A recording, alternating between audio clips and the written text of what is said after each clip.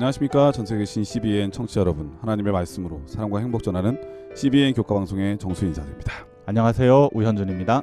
코로나19가 세상에 엄청난 변화를 가져왔지만 저는 가장 놀라운 변화가 있다면 저는 한국의 위상이 너무 높아졌다, 너무 대단하다, 그런 생각이 듭니다. 목사님 그런 생각 들지 않습니까? 네, 다들 부정적인 변화를 생각하는데 긍정적인 변화가 있네요. 그렇죠? 예, 우리나라에서는 그렇죠. 이번 사태에 대한민국 국민의 의식과 태도는 정말 세계 모든 나라들에게 모범이 되고 그 덕분에 전례 없던 일들이 정말 일어나고 있는 것 같습니다. 예를 들면 야구 있잖아요. 최고의 리그가 있는 미국, 그 미국의 방송에 대해서 화제가 되고 있다고 하죠 지금. 우리나라 네, 열광하고 야구가요? 있답니다. 예. 그리고 축구 하면은 떠오르는 게 영국, 유럽이잖아요. 근데 그 유럽에 우리나라 축구가 방영이 되고 있는 거죠. K리그가요? 네, 정말 상상할 수 없는 놀라운 변화를 가져왔는데, 저는 그런 것들을 보면서 바라기는 이럴 때에 우리 한국의 재림교회도 세상에 변화를 줄 수 있는 그런 일에 앞장서는 능력 있는 교회가 됐으면 좋겠다, 그런 생각이 듭니다. 아멘. 네, 위기를 만날 때 어떻게 대처하느냐가 그 사람의 진짜 능력이다라는 말이 있는데, 하나님의 능력으로 세상을 바꾸는 그러한 일에 저희 재림교회가 영성 있고 능력 있는 교회가 됐으면 정말 좋겠습니다. 아멘. 자꾸 아멘 하시니까 제가 설교하는 줄 아시잖아요. 근데 절로 아멘이 나오게 하는 그런 멘트를 하셔서 네, 감사합니다. 네, 아멘이라는 뜻은 동의한다. 네, 미투. 내가 믿는다. 그 성경에 보면은 아브라함이 하나님을 믿으니, 그때 그 믿으니가 히브리 말로 아멘이지 않습니까? 네. 어쨌든 전 설교한 건 아닌데 네. 감사드립니다. 자, 오늘은 제 8과 성경의 토대를 이루는 창세기라고 하는 제목인데요. 먼저 기억절 말씀 읽어드리겠습니다.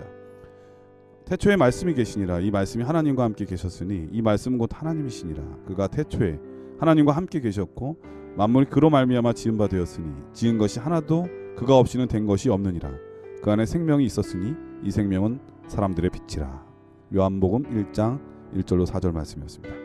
자, 오늘 제 8번째 시간의 해석과 공부는 제목이 성경의 토대를 이루는 창세기라고 하는 제목입니다. 어떤 말씀인가요? 네. 우리는 이번 기 교과를 통해 매우 흥미로운 주제를 공부하고 있습니다. 일반적으로는 성경책을 한 권 선택해서 연구하거나 혹은 주제를 정해서 관련된 성경의 내용들을 공부해 왔습니다. 그러나 이번 교과는 성경의 내용을 직접 다루기보다는 오히려 한 걸음 뒤로 물러서서 성경 자체를 객관적이고 현실적으로 바라보면서 성경이 담고 있는 영적인 교훈들을 어떻게 가감없이 그대로 받아들이고 이해할 수 있는가에 대한 방법들, 즉 성경 해석학을 배우고 있는 것입니다. 지난 7주 동안 우리는 다방면에서 성경에 대한 이해와 바른 해석의 원리들을 공부해 왔습니다.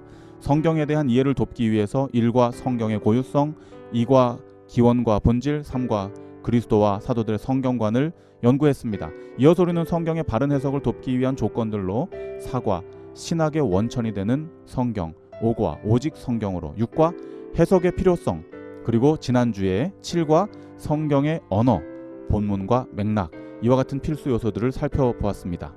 이제 우리는 이번 기의 전반부를 지나서 후반부로 들어가면서 이러한 내용들을 총망라해서 실제적으로 성경 연구에 어떻게 적용시키며 이해할 수 있는가에 대한 내용들을 다루게 될 것입니다.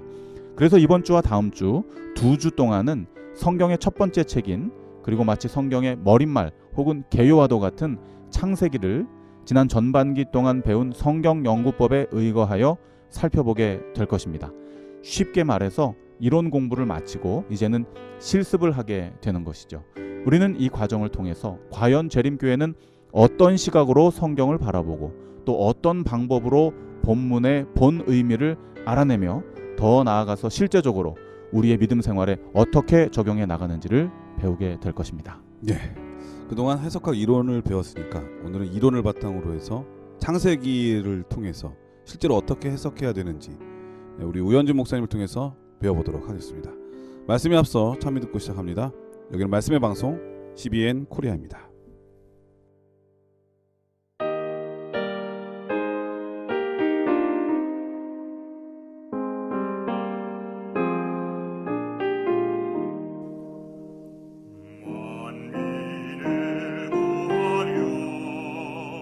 십자가에 죽으신 주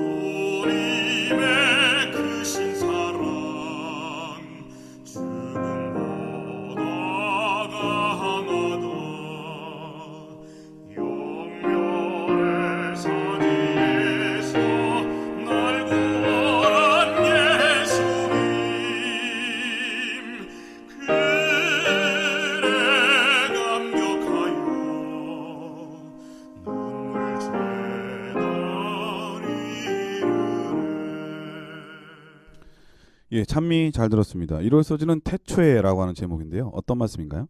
네, 성경 해석 원칙 중 하나인 토타 스크립투라 무슨 뜻이죠? 성경 전체를 봐야 된다. 네, 모든 성경이 다 연관성이 있고 중요하다는 의미를 포함하고 있는 것이죠. 이 원칙에 따라서 66권의 성경은 모두 동일하게 중요한 것입니다. 그러나 그중 창세기의 첫 몇 장들은 유독 성경의 주요한 가르침과 교리의 기원들이 담겨져 있기 때문에 더 주의 깊게 살펴볼 필요가 있겠습니다.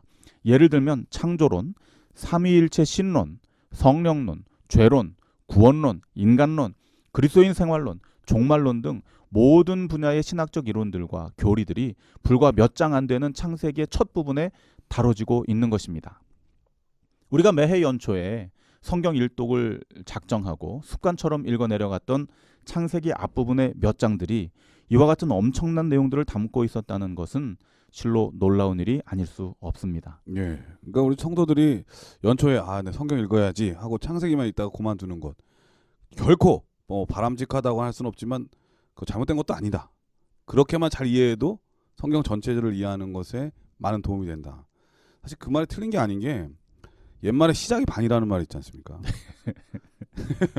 이걸 왜 웃으시는지 모르겠는데 진짜 성경 이 창세기만 바로 이해하고 깨달아도 네, 맞습니다. 성경 전체에 끼치는 영향을 감안할 때 이 말은 정말 틀리지 않고 네. 여기에 해당된다. 그런 생각이 듭니다. 네. 그러니까 우리가 일반적으로 읽어왔던 성경의 내용들이 이런 엄청난 내용을 담고 있다는 것만으로도 참 놀라운 일인데요. 네. 그런데 말입니다. 지금 누구 흉내낸 거죠? 한번 해봤습니다. 네. 비슷했어요. 더 놀라운 것은 적어도 창세기 앞부분을 웬만한 그리스도인들이라면 매해 연중 행사처럼 읽고 또 읽어왔음에도 불구하고 이런 중요한 내용들이 담겨져 있었다는 것을 깨닫지 못하고 지나쳤다는 것이 저는 더 놀랍다는 생각이 듭니다. 사실 저도 신학을 공부하고 목회를 해오면서 늘 성경을 가까이 해왔지만 이번 교과를 통해서 다시 한번 성경을 자세히 그리고 해석 원리대로 다시 한번 읽고 연구해 봐야 되겠구나 하는 결심과 생각을 갖게 되었습니다. 이런 해석 원리로 공부를 하게 되면 또 새로운 발견, 또 새로운 깨달음이 있을 것 같으네요. 네, 그렇습니다. 자, 그러면 오늘의 주제 성경절 창세기 1장 1절을 통해서 이야기를 시작해 보도록 하겠습니다. 태초에 하나님이 천지를 창조하시니라. 우리는 이 성경절에서 어떤 교훈이나 교리적인 내용을 찾을 수 있을까요? 저자는 이 성경절을 다음과 같이 소개해 주고 있습니다. 성경은 가장 장엄하고 심오한 말들로 시작된다. 그 말들은 단순하지만 동시에 매우 깊은 의미를 내포하고 있다. 사실 우리의 정체성, 존재의 목적, 삶의 방법에 관한 철학적인 질문들의 해답이 바로 성경의 이 첫 구절에 있다. 과연 그럴까요? 저는 이 글을 읽고 나서 다시 한번 창세기 1장 1절을 보게 되었습니다. 이 단순한 구절이 이런 엄청난 내용들을 포함하고 있다고?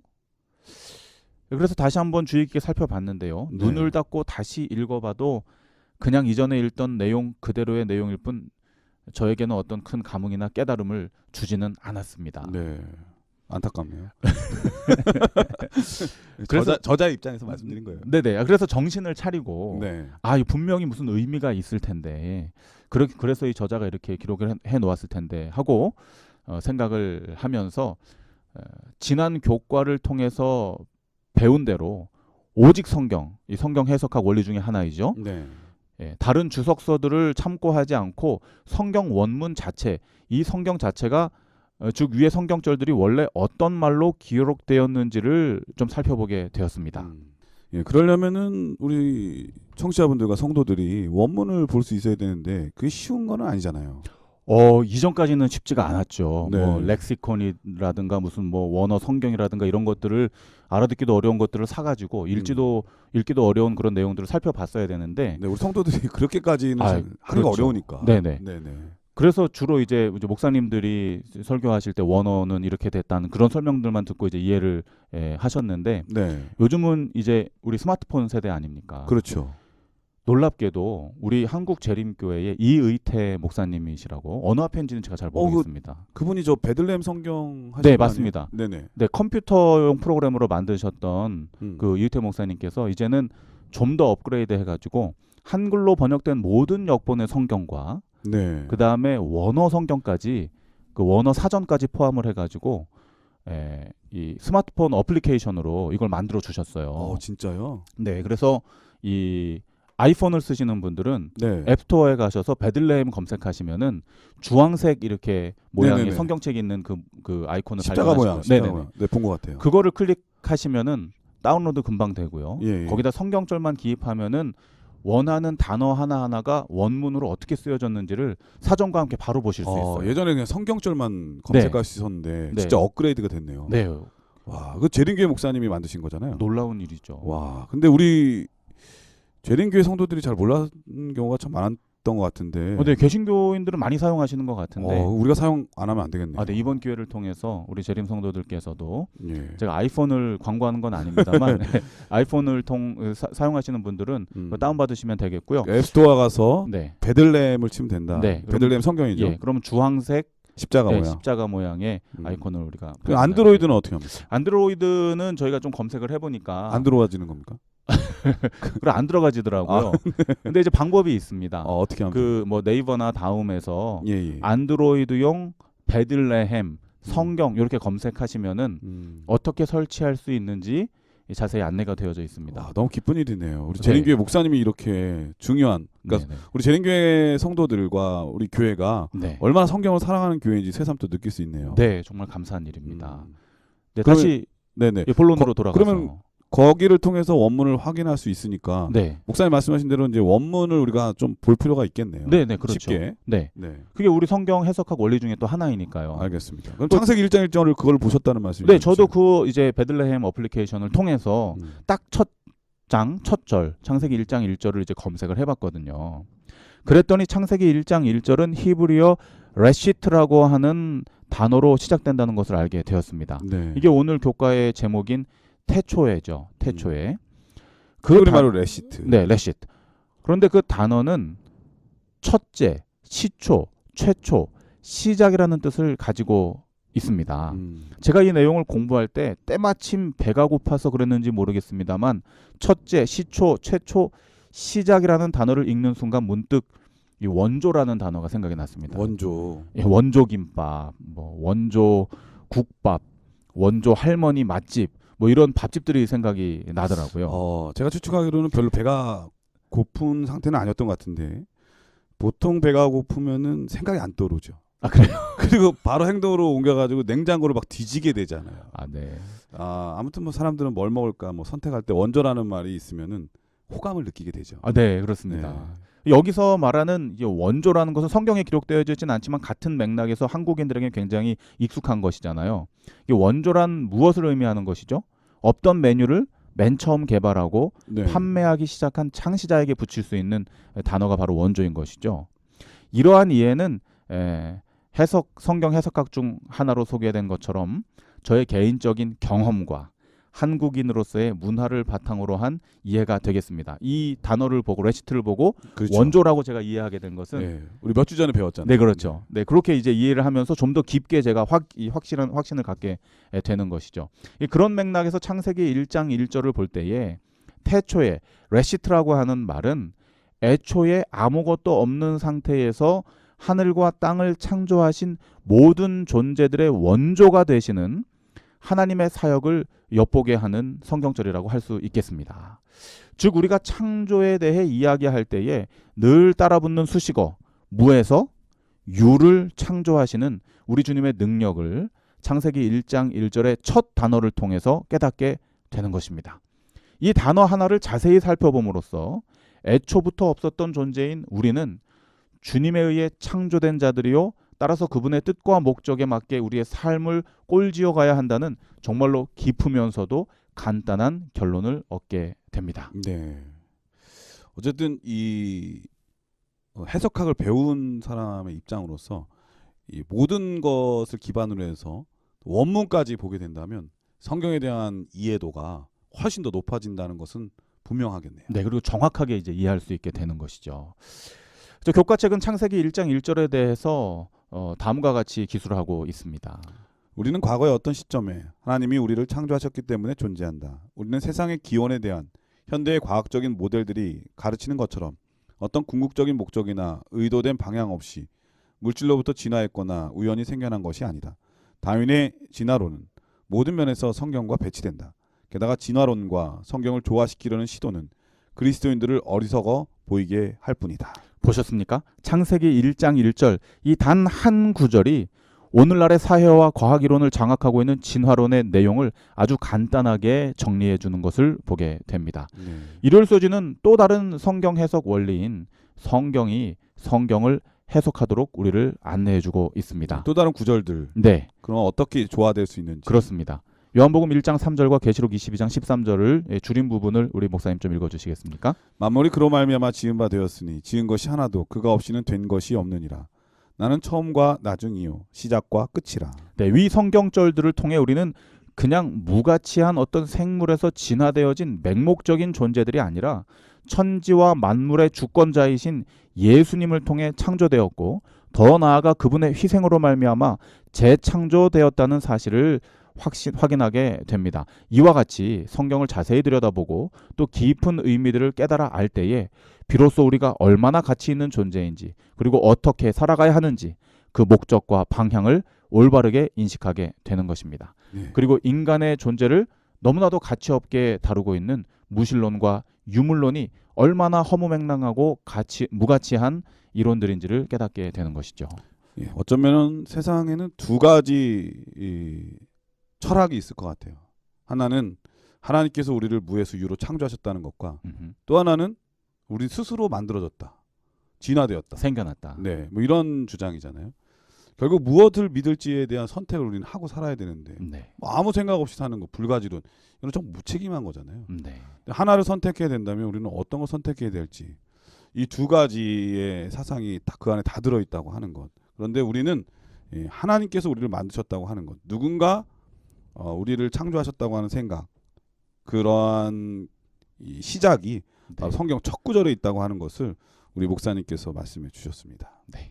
월요일 소지는 창조의 하루라고 하는 제목입니다. 어떤 말씀인가요? 네, 먼저 주제 성경절 창세기 1장 5절을 목사님 읽어주시기 바랍니다. 하나님이 빛을 낮이라 부르시고 어둠을 밤이라 부르시니라. 저녁이 되고 아침이 되니 이는 첫째 날이니라. 네, 월요일 소지는 창조의 실제적인 내용들, 특별히 그 시간에 대한 것들을 다루고 있습니다. 네. 그래서 제목 자체가 창조의 하루, 시간적인 개념을 우리에게 시사하고 있는 것이죠. 거기 읽어보면 하루에 하나씩 하나님께서 창조하시잖아요. 네, 맞습니다. 근데 언제부터인가 신학자들 사이에서도 그리고 창조과학자들, 그러니까 기독교인 과학자들 사이에서도 창조 주간을 문자적인 의미가 아닌, 그러니까 하루 24시간에 대한 이해가 아닌 네. 이 하루가 은유, 비유, 심지어 신화로 기록되었다는 그러한 식견을 가지고 이해하는 많은 학자들이 생겨나는 것이 사실입니다. 하나님을 믿지 않는 자들이 주장해도 들을까 말까 할 이러한 내용이 이제는 교회 안에서 성경을 주의 깊이 다루는 학자들을 통해 버젓이 회자되고 있는 것은 정말로 충격이라고 말할 수 있습니다. 한마디로 섞은 거예요. 네. 그걸 바로 이제 진화론적 창조론이라고 얘기를 하잖아요. 네. 타협하는 것이죠. 네. 그렇다면 성경은 이 문제에 대해 뭐라고 말씀하고 있을까요? 창세기 1장에 등장하는 날들을 비유적인 날이 아니라 문자적인 날로 이해하는 그 명확한 이유는 무엇일까요? 네. 창세기 1장에 일관되게 사용된 날이라고 하는 말, 즉 첫째 날, 둘째 날, 여섯째 날 등에 사용된 이 단어는 히브리어로 욤이라는 말이에요. 욤. 예, 욤. 네. 그러니까 첫째 욤. 용이 아니에요. 욤. 욤. 미음입니다. 네. 네. 둘째 욤, 여섯째 욤, 일곱째 욤 이렇게요. 여기서 성경이 성경을 해석하게 하는 원칙에 의거해서 이 욤이라고 하는 단어가 같은 문맥에서 사용된 다른 성경절들을 우리가 좀 찾아보면 네. 이해를 좀 더 확실하게 할 수 있을 것이라고 생각이 됩니다. 이 욤이라고 하는 단어는 놀랍게도 10계명이 기록된 출애굽기 20장 8절에서 11절에 똑같이 사용되고 있습니다. 목사님 좀 읽어주시죠. 안식일을 기억하여 거룩히 지키라. 엿새 동안은 힘써 내 모든 일을 행할 것이나 제7일은 너희 하나님 여호와의 안식일인즉 아무 일도 하지 말라. 이는 엿새 동안에 나 여호와가 하늘과 땅과 바다와 그 가운데 모든 것을 만들고 제7일에 쉬었음이라. 네, 여기서 욤이 들어간 단어는 엿새 동안의 그 엿새. 예. 엿새 욤. 예. 그리고 제7 욤. 예. 이 일곱째 히브리어로 욤. 하자면요. 네. 여섯째 욤. 음. 그리고 또 제7일 욤. 이렇게 창세기 1장 5절에 사용되어지는 욤이 이 출애굽기 20장에도 그대로 사용되고 이해가 되네요. 예. 이게 뭐냐면은 있는 안식일이 일곱째 날 하루라면 것이죠. 네. 나머지 엿새 동안에 창조됐다는 것도 똑같이 날들로 계산해야 되잖아요. 그렇습니다. 우맥상. 그러니까 그렇습니다. 안식일이 하루기 때문에 네. 엿새 동안도 엿새여야지. 뭐 엿새를 갖다가 뭐 6,000년으로 본다든지 뭐 60일로 본다든지 600년 뭐 그런 생각을 하면 안 된다는 거죠. 네. 단순히 요 단어들만 우리가 함께 네. 성경절들 비교해 봐도 바로 그 내용들을 유추해낼 수 그러네요. 있지 않습니까? 교과책은 우리에게 이렇게 명확하게 기록하고 있습니다. 창세기의 창조 기사 중에서 오늘날 우리가 이해하는 하루와 같이 문자적인 한 날 이외에 다른 것을 암시하는 날은 없다. 그래서 실제로 그 날들이 문자적이었다는 사실을 믿지 않는 학자들도 기자가 문자적인 날들을 설명하려고 의도했다는 것만큼은 인정한다. 네, 이걸 인정하고 있어요. 네. 그럼 이 사람들은 왜 또 뚱딴지 같이 원어상으로는 그 날짜가 24시간 제7일 이 일주일 제도 중에 그 하루인 한 날이라고 인정하면서도 네. 왜 이와 같이 터무니없는 이것은 뭐 은유적이고 비유적인 것이다 혹은 신화를 바탕으로 한 것이다라고 이야기하게 될까요? 좀 더 살펴보겠습니다. 더 확실하게 이 성경 해석학 중 하나인 본문과 문맥이라는 도구를 통해서 네. 우리는 이 날이라는 말이 정확하게 24시간 하루를 의미한다는 사실을 발견하게 됩니다. 창세기 1장 5절에 그 뒷부분에 뭐라고 써 있죠? 저녁이 되며 아침이 되니. 이 이상 네, 이건 첫째 날이라고. 네, 무엇을 더 말할 필요가 있겠습니까? 저녁이 되면 아침이 되니 이것은 은유적인 것도 아니고 비유적인 것도 아니고 신화적인 내용도 아닌 것입니다. 정확하게 우리가 살고 있는 그렇죠. 오늘날의 24시간 그 하루를 이야기하고 있는 것이죠. 그렇죠. 하루는 이제 낮이 포함되고 밤이 포함되는 게 하루니까. 네네. 네. 그래서 제가 좀 전에 이제 의문을 제기했던 것처럼 이렇게 확실한 성경절들을 앞두고도 왜 이 몇몇 신학자들과 창조 과학자들이 창세기 1장의 하루는 은유나 비유 혹은 신화적인 묘사라고 주장을 할까요? 왜 그럴까요? 그 이유는 창조주에 대한 확신과 그분의 창조 능력에 대한 의심에서 시작되는 것입니다. 맞아요. 하나님께서 하루뿐만 아니라 1시간이라도 뭐 1분이라도 할 수 있는 하실 수 분이신데 있으시죠. 그거를 의심하는 순간부터 그거를 이제 이성적으로 받아들이기 어려운 거죠. 맞습니다. 그러니까 합리적인 생각이라고 얘기하지만 사실 하나님의 입장에서 보면은 절대 합리적인 게 아니에요. 하나님을 믿지 않는 네. 생각에서 그러니까 사람의 입장에서 시작된 그렇게 할 수 것이죠. 있지만 하나님께 합리적인 것은 뭐든지 할 수 있는 거잖아요. 단 순간에라도 그렇죠. 네. 그러니까. 저는 정말 놀라운 사실은 우리 교과책이 이런 내용들을 이미 다 짚고 있다는 것입니다. 성경 해석학 원리 중에 우리가 배웠던 것 중에 반드시 피해야 하는 한 가지, 죄로 물들고 타락한 우리의 본성. 이거 기억나시죠? 네. 몇 주 전에 우리가 공부했던 내용입니다. 맞습니다. 이것을 어떻게 해야 돼요? 성경을 볼 때 배제해야 합니다. 그런데 그것을 배제하지 않고 의심 가운데서 성경을 바라보기 때문에 생기는 심각한 오류가 바로 이런 것들이 되겠습니다. 하나님에 대한 확고한 믿음이 없으므로 성경을 쓰여진 그대로 받아들이지 못하는 것입니다. 이 작은 의심과 비판적인 사고는 단순히 하나님의 창조 사역과 그분의 능력을 의심하는 것을 넘어서서 자칫 잘못하면 하늘 정부의 기초이자 우리 주님의 품성의 사본인 율법에 대한 불신으로 확산될 수도 있고 더 나아가서는 정확하게 욤으로 표현된 하나님과 우리 사이의 표징인 하나님의 인 제7일 안식일의 정신까지도 무너뜨릴 수 있는 엄청난 결과를 야기시키는 것입니다. 예. 그리고 또 한 가지 이게 어처구니 없는 게 만약에 하루를 1000년으로 계산한다면 하나님은 안식일을 1000년 동안 쉬시면은 세상이 어떻게 되는 겁니까? 근데 그럼 좋긴 좋겠네요. 전체적으로 이렇게 네. 정말 어처구니 없는 해석이 되는 거예요. 그래서 네. 사람이 어떤 관점으로 어떤 해석 원칙으로 하느냐에 따라서 완전히 생각이 달라지고 인생의 방향도 달라지고 신앙관이 달라지는 거거든요. 네. 오늘 목사님께서 중요한 해석 원칙을 또 한번 말씀해 주셨습니다. 네. 화요일 소지는 안식일과 창조라고 하는 제목인데 어떤 말씀인가요? 네, 창세기 2장 2절과 3절이 오늘의 주제 성경절이 되겠습니다. 먼저 읽고 시작하겠습니다. 하나님이 그가 하시던 모든 일을 그치고 일곱째 날에 안식하시니라. 하나님이 그 일곱째 날을 복되게 하사 거룩하게 하셨으니. 창세기 2장에서는 처음으로 십계명의 중심이자 영원한 표징이 되는 안식일이 성경에 소개되고 있습니다. 네. 그러나 애석하게도 제7일 안식일은 오늘날 세속사회와 종교 단체들로부터 거센 공격을 받고 있는 것이 사실입니다. 예를 들어 유럽의 여러 나라들이 달력을 요즘 바꾸어서 음. 월요일을 주중 첫째 날로, 일요일을 제7일로 재배치하여 사용하고 있다는 것이죠. 맞아요. 예전에 그 웹스터 사전에 보면은 항상 토요일은 일곱째 날에도 있었는데 최근에 나오는 사전들은 조금씩 이 해석을 완전히 바꿔놨더라고요. 정말 저도 이제 그 달력에 대한 얘기를 듣고 그런가 해가지고 한 번은 유럽으로 배낭여행을 가는 청년에게 네. 그 나라 달력들을 좀 구해달라고 부탁을 한 적이 있거든요. 근데 신기하게도 그 친구가 유럽에 있는 일반적인 상점에서 사온 달력들인데 네. 정말로 유럽의 달력들은 월요일이 첫째 날로 이렇게 바뀌어 있는 것을 제가 월요일이. 예. 그래서 자연스럽게 일요일이 일곱째 제7일, 날이네. 예, 그렇죠. 제7일이 되도록 그렇게 표기하고 지키는 것을 제가 보게 되었습니다. 이 종교 단체 중 가장 큰 영향력을 미치는 카톨릭에서도, 이 종교 단체에서도 제7일 안식일을 은근슬쩍 그러나 매우 치명적으로 공격하려는 시도들을 제가 보게 되었습니다.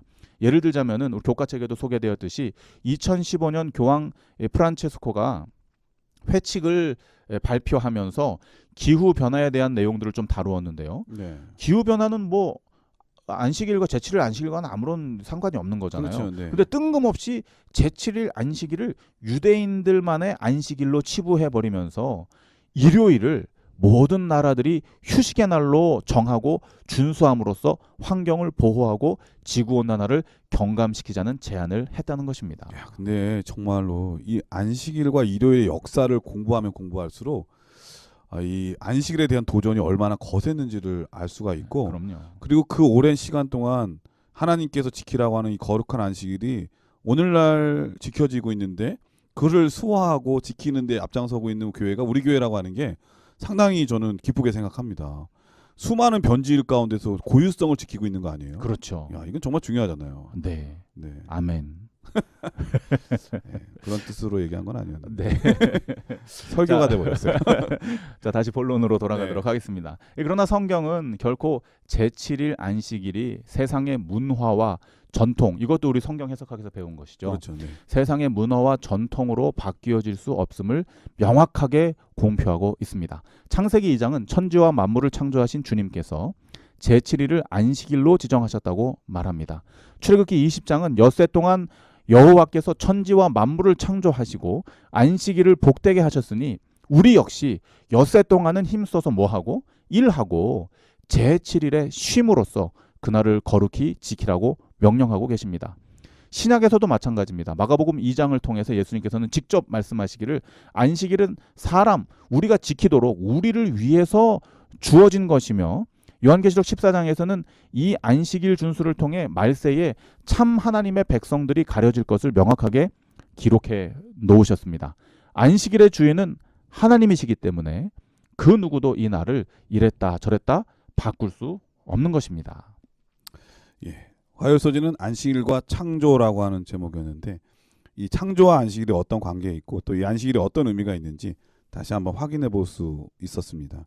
그리고 이 안식일을 변경하기 위해서 얼마나 많은 치밀한 노력들이 있었는지, 그럼에도 불구하고 이 안식일은 변하지 않고 여전히 지켜지고 있다고 하는 것, 그 앞장선 가운데 우리 교회가 있다고 하는 것 너무 기쁘게 생각합니다. 자, 그럼 여기서 참여하고 들으신 다음에 계속해서 수요일 목요일 서지를 공부하도록 하겠습니다.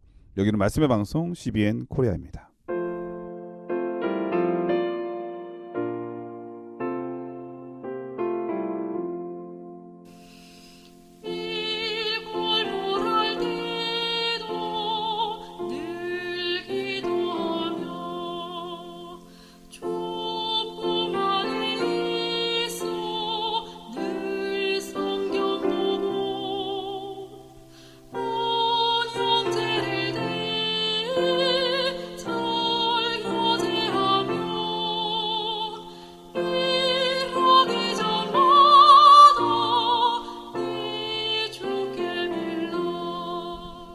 예, 수요일 서지는 창조와 결혼이라고 하는 제목인데요. 이걸 하기 전에 지난 화요일 소지에 네. 그 안식일에 대한 생각을 다시 한번 해보게 됐는데, 네. 만약에 그 안식일이 일요일로 바뀌었다고 한다면 네. 그러면은 예수님께서 부활하신다는 안식 그 첫날이잖아요. 월요일이 되겠네요. 그러니까 부활하는 날은. 하나를 뜯어 고치려고 그러면은 성경 전체가 어그러지게 되는 것이죠. 그러니까요. 거짓말 하나를 위해서 그걸 정당화하기 위해서는 수많은 또 거짓말을 또 많이 해야 되거든요. 만약에 그 거짓말로 성도들의 마음을 흐트러져서 잘못된 길로 가게 한다면 그거는 엄청난 죄거든요. 네. 그러니까 조심해야 될 필요가 있는 겁니다. 진리를 향해서 노력을 해야지 거짓된 것을 지키기 위해서 진리 모든 것을 다 어그러뜨린다면 이거는 신앙인의 정신은 아니겠죠. 네. 그리고 저는 또 한 가지 요즘 주의 깊게 생각하는 것은 안식일 정신이 오히려 우리 재림교회 안식일을 준수하는 우리 재림 성도들 사이에서도 많이 희석되어 있는 모습을 보게 되거든요. 네. 그런데 역사를 통해서 안식일이 이렇게 집요하게 공격을 받는다는 것 하나만으로도 사탄 마귀가 이것을 얼마나 중요한 것으로 인식하고 공격하는지를 우리가 반증을 통해서 알 수 있는 것이거든요. 맞습니다. 말세에 이를수록 우리를 창조하신 주님을 기억하고 또 복받는 또 구별하는 이 안식일을 우리가 다시 한번 좀 정신 차리고 네. 잘 준수해야 할 필요가 있다고 생각을 합니다. 죄짓기 이전에 에덴의 동산에서 하나님의 사람 아담과 하와에게 주신 축복이 바로 안식일과 결혼제도 아니겠습니까? 네, 맞습니다. 이 안식일은 그만큼 소중하고 중요하다는 거 다시 한번 생각해 보았습니다. 수요일 소지는 창조와 결혼이라고 하는 제목인데요. 어떤 말씀인가요? 네, 수요일 소지의 주제 성경절은 우리가 너무나도 잘 아는 창세기 2장 24절입니다. 남자가 부모를 떠나 그의 아내와 합하여 둘이 한 몸을 이룰지로다. 2주 전에 우리는 네. 이태원 클럽 문제로 다시 한번 코로나의 위험 가운데 놓이게 되었죠. 네, 벌써 3주가 됐네요. 아, 그렇군요. 네. 이러한 시국에 클럽에 모여서 마셔라 부어라 흥청망청 한 것도 문제이지만 이것보다 더 본질적으로 문제가 되었던 것은 바로 성소수자들이 이 사건에 연루돼 있었다는 것입니다. 한 소돔과 고모라 같은 그러한 연상을 하게 되는 내용이었던 것 같아요. 네. 그런데 이제 목사님 이제 소돔과 고모라 이런 표현을 하시는 것도 굉장히 조심해야 되는 것이 요즘 사회적인 법령들이 성소수자들에 대해서 우리가 쉽게 공적인 방송이나 이런 거에서 폄하 발언을 하는 것은 법적으로도 잘못하면 어려움을 겪을 수 있거든요. 폄하 발언을 하는 건 아닙니다. 그냥 소돔과 고모라가 떠오른다 뭐 이런 정도인 거죠. 조금 네. 위험했습니다. 근데 이거 보십시오. 불과 10여 년 전만 해도 사회에서 기피 대상이었던 그들이 이제는 버젓이 자신들만의 커뮤니티를 만들고 단체 행동을 하기 시작한 것이죠. 사회적인 면에서도 마찬가지입니다. 많은 변화들이 일어나고 있는데요. 예를 들면 보수적이라고 자평하고 있는 우리나라까지도 이제는 인권 존중이라는 명목 아래 은연중에 성소수자들에 대한 이해와 배려를 장려하고 있는 분위기를 우리가 직감하게 되는 것입니다. 네, 뭐 차별하거나 뭐 그런 걸 할 의도는 아니지만 네. 성경과 잘못됐다, 성경과 다르다 하는 것은 지적해줄 수 있는 것도 할 수 있는 거죠. 근데 이게 굉장히 조심스러운 게요. 네. 개방적인 유럽이나 미주에서는 이미 동성결혼 등을 합법화하고 네. 이를 인정하지 않거나 어떠한 이유, 뭐 종교적인 이유나 뭐 성서적인 이유를 들어서라도 그것을 배격하는 어떤 발언이나 행동들을 할 때에는 처벌을 받거나 혹은 구류되는 상황까지도 생긴다는 것을 사회적인 뉴스를 통해서 우리가 접하게 되는 것입니다. 무서운 세상이에요. 그러니까 종교 자유라고 하는 명목하에 이 선교를 못하게 막아버리는 장치로 만들어 버리는 그런 잘못된 방향으로 갈 수도 있다는 그런 말씀이잖아요. 네네네, 그렇습니다. 자, 이러한 일들에 대해서 우리 주님께서는 창세기를 통해 어떻게 말씀하고 계실까요? 창세기 1장 27절에서 28절입니다. 하나님이 자기 형상 곧 하나님의 형상대로 사람을 창조하시되 남자와 여자를 창조하시고. 네, 창조의 절정으로 여섯째 날 주님께서는 자신의 형상을 닮은 사람들을 창조하십니다. 만드십니다. 그것도 엄연히 성별을 구별하여서 남자와 여자로 창조하셨죠. 이사야 43장 7절의 말씀대로 사람은 하나님께 찬양을 돌리며 그에게 영광을 돌리기 위한 목적으로 창조되었습니다. 그렇다면 왜 동성으로 만들지 않으시고 이성으로 따로 구별하여 창조하셨을까요? 그 이유는 무엇일까요? 사람을 창조하신 목적은 그분께 영광을 돌리기 위해서인 것이 명확합니다. 그렇다면 왜 만드실 때 하나로 통일돼서 만들지 않으시고 남자와 여자로 구별해서 만드셨을까요? 성별을 구별하여 창조하신 이유는 오늘 본문의 말씀 후반부에 명확하게 기록되어져 있습니다. 하나님이 그들에게 복을 주시며 그들에게 이르시되 생육하고 번성하여 땅에 충만하라. 감사합니다. 남자와 여자를 구별하여 창조하신 이유는 바로 생육하고 번성하게 하기 위함이셨습니다. 이것이 인류의 첫 가정에게 주어진 첫 번째 사명이었습니다. 이 구절만 보더라도 성서적 결혼관계는 한 남자와 한 여자 사이에서만 성립되어야 한다는 점을 분명히 알 수 있는 것입니다. 네. 동성끼리는 절대로 생육할 수도 번성할 수도 없기 때문에 성서적 기준으로 보더라도 동성 결혼은 성립될 수 없는 것입니다. 이처럼 이 성경 한 절로 사회적인 큰 이슈들이 한 번에 정리되는 것을 보게 됩니다. 참 놀라운 그러게요. 거 아닙니까? 네. 네, 단 한 가지 이제 좀 염려스러운 것은 이 보편적 인류애라고 하는 것과 이 이성간 혹은 동성간의 사랑하고 좀 다른 거잖아요. 네. 우리는 모두를 사랑해야 되죠. 하지만 육체적인 관계를 갖거나 이런 그러한 관계의 사랑은 별개의 문제인 거죠. 그래서 이거를 성경적인 관점으로 볼 때는 그것은 올바른 것은 아니다 이렇게 말씀해 주신 것 같고, 또 한 가지는 성경의 원칙대로 따를 때 복이 되는 건 분명하잖아요. 말씀대로 살아가는 것이 너무 중요하다는 생각 다시 한번 하게 됩니다. 자, 다음 이슈로 넘어갈까요, 목사님? 네. 또 한 가지 이 가정 제도와 관련해서 뭐 교회를 넘어서서 사회 전반적으로 큰 이슈가 되는 것 중 하나는 바로 오랜 전통을 자랑하는 고부간의 갈등이라고 말할 수 있겠습니다. 네. 저는 이 문제가 우리나라에만 있는 고질적인 가정 불화 요소인 줄 알았거든요. 그런데 놀라운 사실은 제가 아야스 국제대학원에서 공부하면서 느낀 것인데요. 네. 우리가 흔히 그 시집을 시월드라고 이렇게 표현을 하잖아요. 예. 이 시월드를 기피하는 현상은 전 세계 어느 며느리에게나 다 있다는 사실을 발견하게 되었습니다. 예. 그건 뭐 비단 어느 누구 특정한 사람만이 겪는 문제는 아니니까요. 왜냐하면은 사랑하는 사람끼리 부부간에도 갈등이 있고 또 자녀간에도 갈등이 있고 형제간에도 갈등이 있기 때문에 전혀 피를 나누지 않은 그러한 사람들이 만나서 한 가정을 이룰 때에 그 안에 당연히 갈등이 일어날 수밖에 없겠죠. 다만은 네네. 그 문제를 어떻게 해결하느냐 그게 가장 중요한 문제인 것 같아요. 네. 그래서 제가 또 발견한 것 중에 더 놀라운 사실은요. 예.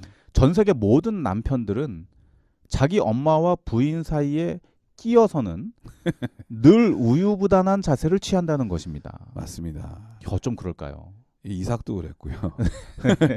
모든 사람들 그 사이에 끼인 남편들은 그게 숙제예요. 근데 이건 껴본 사람만이 또 알 수 있습니다. 그렇죠. 네. 고충이 있긴 있거든요. 예.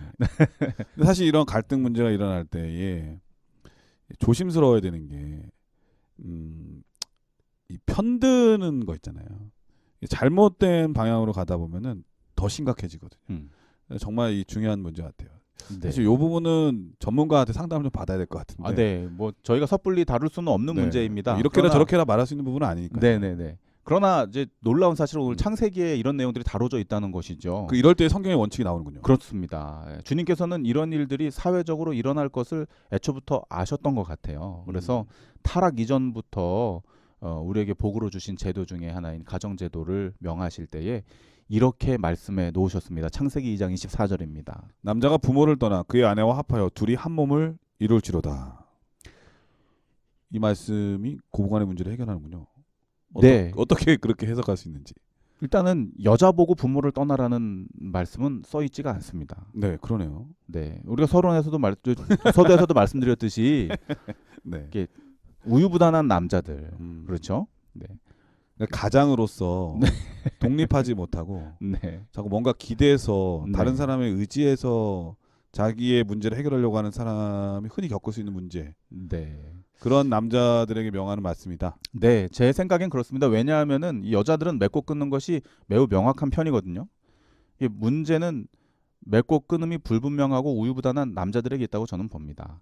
대부분의 고부간의 갈등도 똑부러지게 말하지 않고 지지부진하게 슬며시 발을 빼려는 남편들 때문에 더 심각해지는 경우들을 보게 되거든요. 네, 그러니까 잘하라는 얘기지. 이제 여기 본문의 말씀처럼 남자가 부모를 떠나서 그 아내와 합해서 둘이 한 몸이 된다 그래서 무조건 부모님께 반대하고 여자 편만 들고 아내 편만 들어라 이런 얘기는 아니잖아요. 그건 정확하게 목사님께서 말씀해 주셨습니다. 이 성경은 우리에게 단호하게 남자들아 부모를 떠나라 그리고 내 아내와 연합하라 이렇게 말씀하셨거든요. 네. 그러면서 그 같은 정신 가운데에서 이 출애굽기 20장의 10계명에서는 제5계명에서 부모를 공경하라는 강력한 전제를 우리에게 또 제안하고 계신 것입니다. 맞습니다. 이것은 결코 이 남자들아 부모를 떠나라고 하는 것이 부모님으로부터의 모든 사회적 관계를 끊어버리고 그분에게 자신에게 육적인 생명을 부여하신 부모님들에게 효도하는 것까지도 없애버리라고 말하는 것은 결코 아니거든요. 예, 이걸 또 잘못 해석하면 그 제2의 고르반이 되는 거예요. 아 그렇습니다. 우리 목사님 정말 네, 이건 합리적으로 이성적으로 판단하고 성경의 뜻이 무엇인지를 이해해야지. 이 잘못된 방향으로 자기 합리화를 위해서 사용되다 보면 완전히 다른 해석이 되는 거죠. 네 그렇습니다. 오늘날 뭐 한국뿐만 아니라 많은 그 선진국에서 특별히 선진국에서 우리가 네. 보게 되는 이 사회적인 현상을 보면요. 일반적으로 그렇습니다. 많은 이 부모님 세대들이 자녀들을 시집장가 보내놓고도 그들이 떠나지 않고 손주들 양육을 떠맡기고 경제적으로도 크게 의존하는 바람에 인생의 황혼기를 또다시 가사노동으로 고생하시는 모습들을 우리가 종종 보게 됩니다. 네, 뭐 비단 한 예로 말씀드렸지만 뭐 사정에 따라 다를 수는 있어요. 하지만 네네. 모든 걸 다 경제적으로 부모님께만 의존하려고 하는 비독립적인 생각을 가진 가장들에 대한 질책이겠죠. 네, 저는 이것이 성서적이라고는 생각지 않게 되는 것입니다. 네. 이게 물론 측은한 마음에 부모님들께서 자녀들을 위해 희생하시고 헌신하시는 것은 감사하고 또 감사한 일이죠. 부모님들은 그 마음을 버릴 수는 없죠. 네, 네. 그럼요. 내리사랑이기 한결같으니까. 때문에. 네. 그러나 이 자녀들 세대에서 마치 그것이 당연한 듯이 이 부모님께 은근슬쩍 떠맡기고 혹시 부모님이 그것을 잘 감당하지 못하시면 서운한 생각을 또 이렇게 표현을 하고 자신들 살 길에만 몰두하는 그러한 모습들, 이것은 물론 우리 재림교회 성도들 내에서는 이런 일들이 뭐 없다고 저는 생각이 됩니다만 일반적인 사회에서는 이런 일들이 왕왕 일어나는 것을 제가 보게 되거든요. 물론 지금 없어도 앞으로 일어날 수도 있기 때문에 네네네. 우리가 마음에 깊이 새기고 생각해 볼 필요는 있다는 생각이 네. 듭니다. 그래서 저는 결코 이것이 성서적인 그리스도인 가정의 모습은 될 수 없다는 것을 이 성경절을 통해서 확인해 보게 되는 것입니다. 사람이 잘 지내다가도 어느 순간에 어떠한 문제가 일어나서 어떻게 갈등이 생길지 모르거든요. 네. 이럴 땐 정말 필요한 것이 있다면 서로 대화하고 네. 정말 소통하는 거라고 생각해요. 네네네. 이 소통이 없으면은 오해가 커지고 네. 그러다 보면은 갈등이 증폭돼 가지고 크게 번지거든요. 네. 작은 불씨가 있을 때 빨리 꺼야 되거든요. 네. 그게 바로 신앙의 중요성이 아닌가 그런 생각이 듭니다. 네, 그렇습니다. 그래서 이 부분에 대해서 기독교 상담을 전공하신 한 목사님의 제가 방송을 보면서 네. 저분의 말씀이 참 합당하다라고 생각한 부분을 여러분께 좀 소개를 해드리려고 합니다. 이게 부모를 떠나라고 하는 말씀은 곧 더 이상 부모에게 신세지지 말고 정신적으로, 육체적으로, 그리고 사회적으로 독립적인 상태로 성장하여서 두 성인 남녀가 한 몸과 마음으로 연합하여 잘 사는 모습을 부모님들께 보이는 것, 그리고 더 나아가서는 양가 부모님들께서 결코 서운해라 하지 않으실 만큼 잘 모시라는 말씀으로 이 성경절이 받아들여져야 한다는 것이죠. 예, 맞습니다. 얼마 전에 TV를 보니까는 오히려 반대예요. 이 자녀가 이제 성공했어요. 네. 그러니까 부모님이 그 자녀 덕을 보려고 네. 그 자녀 이름으로 막 빚도 지고 뭐 그래가지고 뭐 엄청난 사회적 이슈가 되는 경우도 많이 있지 않습니까? 네. 그러니까 서로 네. 이 성경의 원칙대로 따르지 않기 때문에 일어난 일들이 되겠죠. 네, 네. 물론 뭐 정말 이 칼로 딱 자르듯이 우리가 이렇게 이것은 내 것, 이것은 너 것, 이것은 부모가 할 일, 저것은 자녀가 할 일 이렇게 잘라서 하는 것이 쉬운 일만은 아닙니다. 사실 저도 이 말씀 그대로 순종하며 생활하지 못하는 일인 중에 하나거든요. 어떻게 인간관계라는 게 그런 게 어디 있겠습니까? 이 수학도 아닌데. 네. 그러나 성경은 우리에게 명확하게 어떤 기준선을 제시하고 있는 것이죠. 그러니까 책임감에 대한 얘기인 것 같아요. 네, 네. 그렇게 하지 말라고 말씀하고 있는 것입니다. 그렇다면 적어도 우리는 이 말씀이 우리 삶에 적용되게 하기 위해서 기도드리면서 순종하는 모습을 우리의 삶을 통해 좀 표현해야 할 필요가 있다고 생각합니다. 예. 사실 가족이라고 하는 게 무엇입니까? 가족이라고 하는 것은 서로 아파할 때 같이 아파하고 기뻐할 때 같이 기뻐하고 또 서로 잘 될 때 축하해주고 이러한 것들이 한결같은 게 가족이잖아요. 그런데 사단은 이 가정을 깨뜨리기 위해서 수없이 많은 변질된 문제들을 제시하고 또 스며들게 하거든요. 이럴 때 우리가 해결할 수 있는 것은 무엇인가? 내가 책임져야 될 부분은 내가 책임진다고 하는 생각을 갖고 그리고 내가 의지할 사람은 오직 하나님이라는 생각을 갖고 믿음으로 서로 소통하면서 함께 극복해 나가려고 하는 마음가짐, 이것이 있다면 이러한 고부간의 갈등이라든지 여러 가지 가정 문제도 쉽게 해결될 수 있지 않나 그런 생각이 듭니다. 자, 목요일 소지는 창조와 타락과 십자가라고 하는 제목인데 어떤 말씀인가요? 네, 목요일 소지는 사실상 오늘날 많은 사회적 이론과 과학적 이론의 기초가 되어버린 진화론이 얼마나 허무맹랑하며 사람으로 하여금 혼란 가운데 빠지게 하는지를 창세기를 통하여 조명해주고 있습니다. 창세기 1장에서 3장은 인류의 구속사를 간단하면서도 일목요연하게 설명하고 있습니다. 이 장들은 완전한 창조, 타락, 약속의 메시아, 그리고 최종적인 구원 사이에 끊어지지 않는 연결고리를 제공하고 있는 것이죠. 이런 주요 사건들은 인류를 위한 구속사의 기초가 되는 것입니다. 이미 잘 아시는 내용이지만 간략하게 한번 살펴보도록 하겠습니다. 창세기 1장에서는 주님께서 보시기에도 심히 좋았더라 하실 만큼 세상은 완전하게 창조되었습니다. 창세기 2장에서는 이러한 창조를 유지하기 위한 한 가지 약속이 제안이 되죠. 창세기 2장 17절입니다. 선악을 알게 하는 나무의 실과는 먹지 말라. 내가 먹는 날에는 정령 죽으리라. 죄를 짓게 되면, 범죄하게 되면 완전히 깨어지고 결국은 사람이 죽게 되겠다고 하는 그 내용이 창세기 2장에 선포되는 것입니다. 그리고 창세기 3장에서는 슬프게도 인류가 범죄하게 되면서 예고되었던 그 죽음을 이 사람이 죽을 운명에 처하게 되는 모습을 보게 됩니다. 바울은 다음과 같이 기록합니다. 이러므로 한 사람으로 말미암아 죄가 세상에 들어오고 죄로 말미암아 사망이 왔나니 이와 같이 모든 사람이 죄를 지었으므로 사망이 모든 사람에게 이르느니라. 네, 로마서 5장 12절의 말씀입니다. 죄의 결과로 죽음이 이 땅에 들어온 것을 설명하고 있는 것입니다. 그리고 이 문제를 해결하기 위해, 이 삶과 죽음의 문제를 해결하기 위해 곧 사망에서 영생으로, 생명으로 옮겨지는 그 사역을 위해 창세기 3장 15절에 구속의 계획이 공개됩니다. 창세기 3장 15절. 내가 너로 여자와 원수가 되게 하고 너의 후손도 여자의 후손과 원수가 되게 하리니 여자의 후손은 내 머리를 상하게 할 것이요 너는 그의 발꿈치를 상하게 할 것이니라 하시고. 네, 이것을 우리가 원복음이라고도 하는데요. 그리스도의 십자가의 희생이 창세기 3장에서 약속되어지는 모습을 보게 됩니다. 바울은 로마서 6장 23절에서 이렇게 말씀하고 있습니다. 죄의 삭은 사망이요 하나님의 은사는 그리스도 예수 우리 주 안에 있는 영생이니라. 그리스도의 십자가의 공로로 말미암아 범죄한 인류에게 사망의 권세를 이기고 다시 영생할 수 있는 길이 열렸다고 성경은 우리에게 말해주고 있습니다. 이 내용들이 마치 이 인류 구속사의 청사진이 창세기 1장에서 3장에 다 묘사되어져 있는 것을 우리는 좀 전에 확인하게 되었습니다. 그러나 이와 같은 완벽한 구속의 계획을 믿음의 눈이 아닌 유실론적인 진화론의 관점에서 보게 된다면 모든 것이 모순에 빠지게 됩니다. 성경은 분명하게 죽음은 무엇으로 말미암아 이 땅에 들어왔다고 말하죠? 죄의 결과로 이 땅에 오게 되었다고 말합니다. 그러나 진화론은 어떠한 근거도 제시하지 않은 채 인류가 출현하기도 훨씬 이전에 이미 사망이 존재했다고 주장합니다. 이유도 없이 죽음이 시작되었다면 이 문제를 해결할 방법도 역시 없는 것입니다. 그리스도의 십자가의 희생도 인류의 구원과 영생에는 아무런 관련이 없어지게 되는 것이죠.